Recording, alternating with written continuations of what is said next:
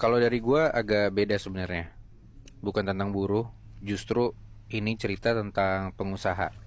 Oke. Tapi usahanya UMKM banget. Jadi menurut gua masih bisa dibilang kaum menengah lah. Mungkin kalian pernah dengar omongan orang atau bahkan teman-teman kalian yang ngebecandain satu tempat makan bisa rame ya karena di situ tuh pakai semacam penglaris, ya kan? Iya. Ya, Tapi kalian pernah bayangin nggak kalau ternyata secara nggak sengaja justru kita mampir makan di tempat yang emang beneran pakai penglaris? Kalau buat gue pribadi, jujur gue belum pernah ngalamin atau ngerasain. Tapi ya bisa jadi pernah, cuman gue nggak sadar aja atau emang gue nggak tahu gitu kan. Iya. Nah, cuman beda sama cerita kiriman yang bakal gue bacain malam ini. Cerita dari sebut aja Lita namanya, yang bener-bener bisa ngeliat, ngerasain, dan sadar banget kalau ada tempat makan yang pakai penglaris. Dan gak cuma nyampe situ aja Nat, weh. Yang bikin lebih kaget adalah tempat makan yang dimaksud sama si Lita ini adalah warung bakso dan mie ayam usaha punya kedua orang tuanya dia. Uh.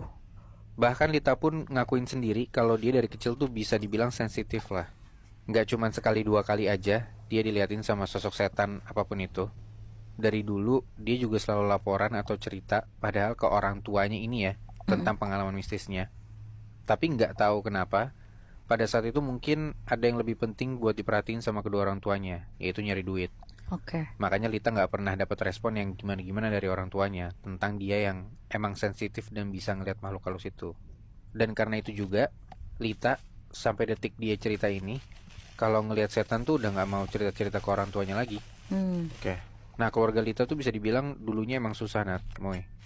Nyoba buka usaha, bahkan sampai gonta-ganti usaha tapi tetap aja gagal. Sampai akhirnya percobaan terakhir, orang tuanya ini usaha kuliner. Momennya itu pas banget di waktu-waktu Lita lulus SMA dan tinggal nunggu pengumuman buat kuliah. Oke. Nah, di situ Lita sempat ngewanti-wanti sebenarnya dari awal. Buat istilahnya ngingetin aja nih ke orang tuanya, siap-siap kalau amit-amit gagal lagi usahanya. Karena ya dia masuk dalam transisi dari SMA ke kuliah kan ya butuh banyak kondisi-kondisi yang harus diperhatiin lah, ekonomi, mental segala macam kan. Mm-mm. Nah, tapi kali ini malah syukurnya tuh berjalan lancar Nat, Moy. Untuk beberapa hari awal buka, sekitar 3 harian, katanya pembelinya banyak banget. Nah, ada satu hari Lita ini disuruh datang tuh ke warung bakso orang tuanya ini. Sebelumnya dia nggak pernah bantuin orang tuanya sama sekali karena disuruh buat fokus aja ngejar si kuliahnya dia ini. Ya udah hitung-hitung bantu-bantu gitu kan. Soalnya emang untuk seminggu pertama itu orang tuanya niat buat buka usaha ini jualan sampai tengah malam.